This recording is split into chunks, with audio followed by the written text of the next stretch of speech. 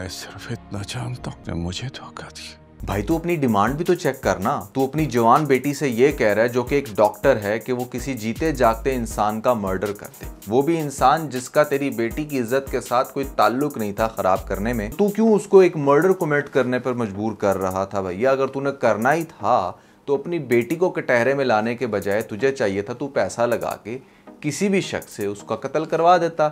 लेकिन अपनी बेटी को ही एक ऐसा चैलेंज दे देना, और वो बेटी डेफिनेटली गलत काम नहीं करना चाहती, आपको मनाना भी चाहती है, तो फिर ये कहना कि उसने तो मेरा ट्रस्ट खराब कर दिया, मुझे धोखा दे दिया, दैट वाज बुलशिट। अब शेर किस तरह से बदला लेगा अपने चच्चा से, क्योंकि नेक्स्ट एपिसोड में एक बड़ा थ्रिलिंग, बड़ा इंटरेस्टिंग सीन होने जा रहा है, जो सीन आपने कुछ टीजर में भी देखा होगा।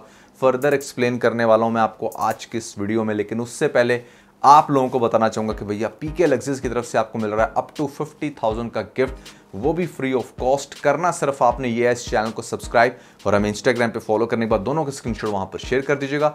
आप में से डेली बेसिस पर लोगों को चूज करके पीके लग्जरीज की तरफ से लग्जरी गिफ्ट डिस्पैच किए जा रहे हैं। PK Luxus. We don't sell crap. अच्छा, लेटेस्ट एपिसोड में सबसे पहले कुछ फनी सीन थे, उनको हम वन बाय वन डिस्कस कर लेते हैं। पहला फनी सीन ये था कि यहाँ पर आपको जिस तरीके से एक्टिंग करते हुए दिखाया जा रहा है इस फजर के अब्बा को, कि बस दुआ करो अल्लाह हमें सब्र दे, जैसे वाकई वो सच में मर चुकी है। और जिससे बात कर रहा है उसको भी पता है कि बेटी चूंकि घर से भाग गई थी तो मार दिया इन लोगों ने। बस दुआ करें अल्लाह हमें सब्र दे। 50 रुपया कट ओवर एक्टिंग के आगे से ये कह रहा है कि दिल बड़ा करो तो दैट वाज इनसेन।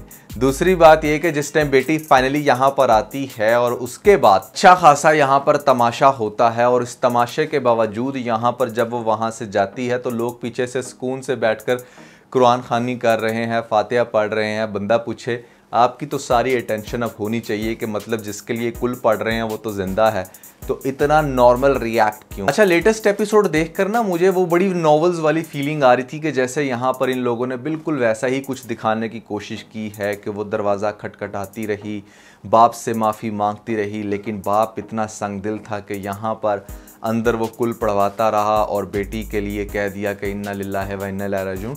मतलब कहने का ये है कि फुल टाइम इन लोगों ने ना जिस तरह हम रीड करते ना उसको पिक्चराइजेशन करने की कोशिश की है, and that was looking very good to be very honest. और इस मोमेंट पर बहुत सारे लोग जो ये कह रहे थे कि यार फजर को चाहिए बस अब चुप करके शेर के साथ निकाह कर ले, अगर कर लेगी तो भैया ड्रामे के अंदर मज़ा कहाँ रहेगा।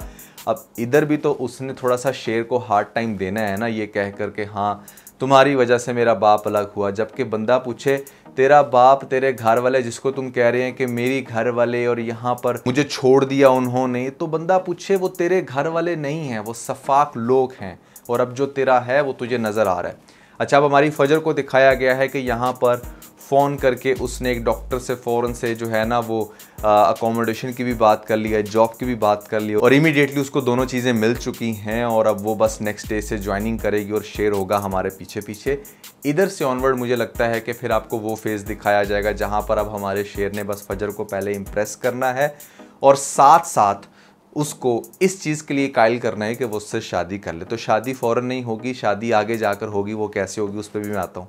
लेकिन उससे पहले भैया जो सबसे ज़्यादा इंटरेस्टिंग काम होने जा रहा है वो ये कि हमारा जो शेर का चच्चा है, वो शेर का चच्चा ये करेगा बेसिकली कि डॉक्टर रंगून वाला पे उसको शक है कि हाँ उसकी वजह से ये बाहर निकला, तो अब उसने उसको मारना है। क्योंकि जो एक दफ़ा मर्डरर है ना उसको लगता है कि मतलब अगर एक चीज़ नाकाम हुई तो वो अपनी वो आदत छोड़ता नहीं है, ये बड़ी बुरी चीज़ है, बड़ी बुरी आदत है। तो अब वो उस डॉक्टर रंगून वाले को भी एग्जैक्टली वैसे ही मारेगा जैसे उसने शेर और इसके अब्बा के ऊपर अटैक किया था, उसी टैंकर के थ्रू हिट करवाने के लिए।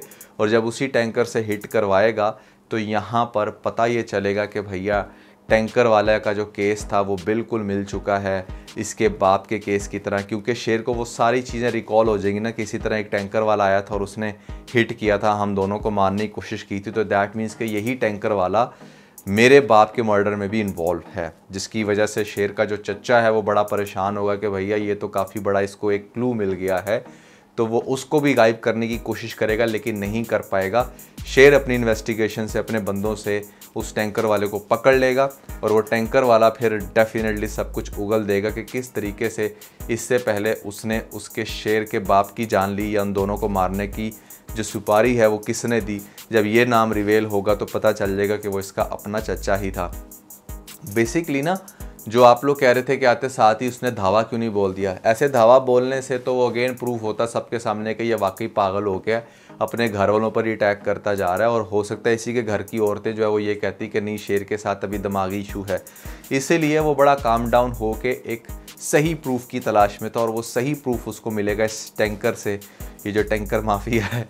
तो अब यहाँ पर वो फिर क्या करेगा, डेफिनेटली अपने चचा के ख़िलाफ़ केस करेगा, चचा को पुलिस पकड़ कर ले जाएगी। पहले तो हो सकता है घर में थोड़ी फ़ाइट भी हो, सारी फैमिलीज़ के सामने, सबके सामने ये चीज़ रिवेल करेगा किस तरीके से मेरे अपने ही चचा और उसके कज़न्स ने नफ़रत में आकर, दौलत की लालच में आकर ये सारा कुछ किया। तो पहले उसको जेल होगी, यहाँ से गंद निकलेगा शेर के घर से अच्छे से। उसके बाद आपको दिखाया जाएगा, जिसकी भी शुरुआत हो चुकी है, कि फ़जर ने निकाह नहीं किया, वो सेपरेट रहना शुरू हो गई है। और इस चीज़ की रिपोर्ट टाइम टू टाइम फ़जर के अब्बा को मिलेगी। फ़जर का बाप जो भी ये सोच रहा है कि किस तरीके से उसने मुझे धोखा दिया, ये किया, वही बात जो मैं शुरू में कर रहा था कि यार तेरी डिमांड ही इतनी अनरियलिस्टिक थी, तू उसको मर्डर करने का कह रहा है। मतलब मुझे कोई मेरा अपना जितना मर्जी अजीज़ ये कहे कि हाँ तू फ़लाँ को मार दे, तो फिर तू मेरे बहुत करीब है, या तू ये साबित कर सकेगा कि हाँ तुझे मेरे से बड़ा प्यार है, तो मैं तो कभी भी ना करूँ, मैं कहूँगा भाई तू साइड पे हो। तो इसी तरह एक पढ़ा लिखा इंसान या लड़का या लड़की कभी भी ऐसा काम नहीं कर सकती। अब इसके बाद फ़जर को हो सकता है ग्रेजुअली कुछ चीज़ों का एहसास हो। पहली बात तो ये है कि जो बड़ा अच्छा काम हुआ यहाँ पर, काका साहब ने ये जो ताज बीबी है, ये जिस चीज़ पर इतना अकड़ रही थी, वो चीज़ इससे लेकर एक अच्छे बच्चे समीर को दे दी। इसकी वजह से आपने देखा कि जो समीर का बाप है वो भी कह रहा है कि घर के अंदर जो है ना, वो अब थोड़ी सी नफ़रत कम होगी, क्योंकि पावर्स चेंज हो गई हैं। बाय द वे ये इसकी माँ का नाम शायद समरा है, समरा और समीर, ये काफ़ी, बेटे का नाम समीर, तो काफ़ी अजीब सा कॉम्बिनेशन है। अच्छा, उसके बाद फिर आपको दिखाया जाएगा कि वहाँ से, घर से ये नफ़रत ख़त्म हो गई है। काका साहब को आहिस्ता आहिस्ता अक्ल आना शुरू हो रही है। काका साहब ये देख रहे हैं कि मतलब मैं मरने के बड़ा करीब हूँ, अब आगे से उसको मरते हुए दिखाया जाएगा। और काका साहब जो है दौलत उसको दे चुके हैं, घर में नेगेटिविटी कम हो गई है। जो हमारी ये है ताज बीबी, हो सकता है ये पागल ही हो जाए और पागल होके यहाँ पर फिर इसको पागल खाने में डाल दिया जाए। काका साहब के मरने के बाद घर की सिचुएशन क्लियर होगी और यहाँ पर फिर उसके बाद हो सकता है कि ये भाई ही भाई को समझाए कि देखो तुमने अपनी जीती जागती बेटी को मार तो दिया, एक दफ़ा नहीं दो दफ़ा मारा, पहले जहर दे के और उसके बाद तुमने कुल पड़ा दिए, लेकिन वो फिर भी तुम्हारी इतनी फर्माबरदार कि उसने शादी नहीं की। तो वो बड़ा हैरान होगा ये सुनकर, और फिर हो सकता है कि किसी पॉइंट पर इसके बाप को ही कुछ ऐसा अटैक हो, ठीक है ना, जो मुझे लगता है, जो मेरी गट फीलिंग है कि फ़जर के बाप को कोई ऐसा अटैक हो और वो जाए हॉस्पिटल में और उसको जान बचाने वाली जो हो वो इसकी अपनी बेटी हो।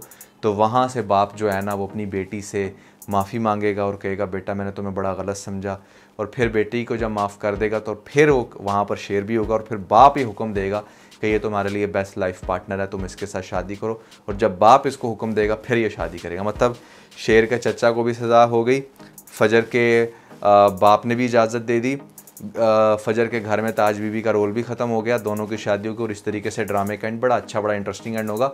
और मेरे ख्याल से इसी तरह अगर ये ड्रामा चलता है तो that's going to be very interesting drama, ठीक है।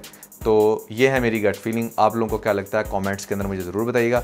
इसके अलावा अगर आप लोगों ने हमारा लेटेस्ट TBC नहीं देखा तो ऊपर आपको लिंक मिल जाएगा, जल्द इस लिंक पर क्लिक करके वीडियो देख के अपना फीडबैक मुझे ज़रूर दीजिएगा।